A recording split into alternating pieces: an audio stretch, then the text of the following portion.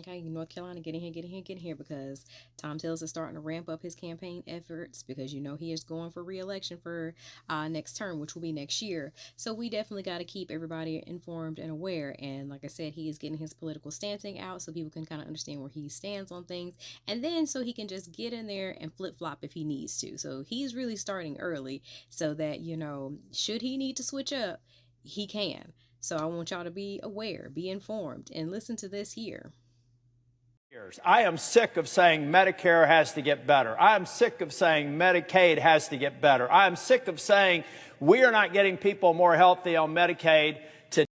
Now, Thom said he'd been in the game for 10 years, and saying that, for 10 years, people talking about they're sick of hearing about Medicaid and Medicare, and, people are not getting more people healthy today. How are they supposed to get healthy, Thom, when you all continuously vote for, taking away things that, would matter to the environment for, healthier farm foods, farm initiatives for children to actually have healthier foods available on SNAP, available in schools. And for 10 years, you have done nothing to improve the health of people. And now you want to talk about, you're sick of hearing, there's not enough healthy people on Medicaid and Medicare. But what are you doing to the companies that are continuously not paying their fair share in taxes? Like, let's say Walmart, that have enough of their staff members that are on Medicaid and Medicare because they cannot afford to live without or have health insurance, because they don't allow them to get enough for a 40-hour work week to obtain health insurance. So they have to rely on Medicare and Medicaid and then still work at these like crazy jobs. But you've been here for 10 years and you have done nothing to fix that. You have done nothing for the students of North Carolina. But again, you've been here for 10 years and you've been hearing, this.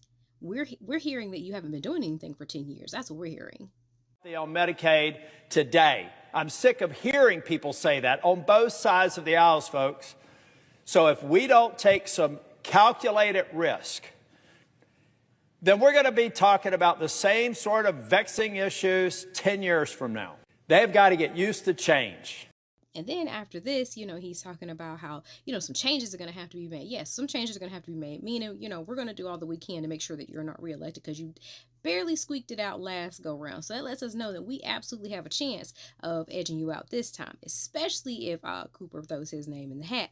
Now, here's the other thing. Because you have said you have been in this for 10 years and, there's some changes that are going to have to be made, and some, some hard cuts that are going to have to be done.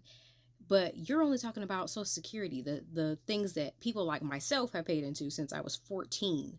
You want us to cut into that, but you, as a civil servant, have made millions. Make it make sense. And how you have not advocated to change the minimum wage from, $7 and some change? Or how about better pay for teachers? But you've been in the game 10 years, Thom, and we still ain't seen no change. But we're damn sure going to see a change in 2026. So we're going to make sure everybody, stays informed, does what they have to do, and make sure that, all of those little voting tactics that you're trying to do to make sure that people can't get out to vote, or there's going to be some type of red tape to stop them, that they're going to be as informed as they possibly can be so that they can absolutely exercise their right to vote.